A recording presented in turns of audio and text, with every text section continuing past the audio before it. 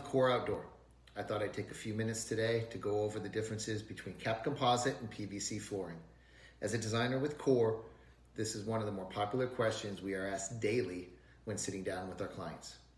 First, capped composite flooring. Capped composite flooring is made from a mixture of wood flour and plastic resins that make up the core of the board. The cap refers to the outer layer, which is a protective plastic coating of polymer that wraps around the core. The plastic cap helps protect the flooring from stains, moisture absorption, and fading from the sun's UV rays and helps prolong long-term color.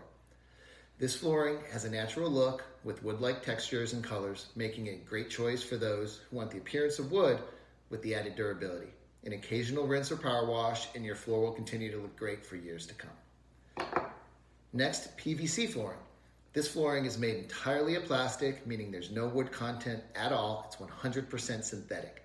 PVC flooring is highly durable and resistant to moisture, mold, mildew, and insects.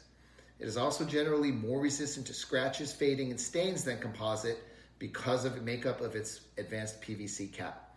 The advanced PVC cap also allows for these floors to be more slip resistant than capped composite and also to be up to 30 degrees cooler in direct sunlight compared to similar colors of composite decking. Like composite flooring, PVC floors require minimal maintenance. It's easy to clean, usually requiring soap, water, and a brush. No matter which flooring options you choose, both will provide years of outdoor enjoyment. We're happy to answer any questions, and we're happy to get you any samples you need. Thanks for watching.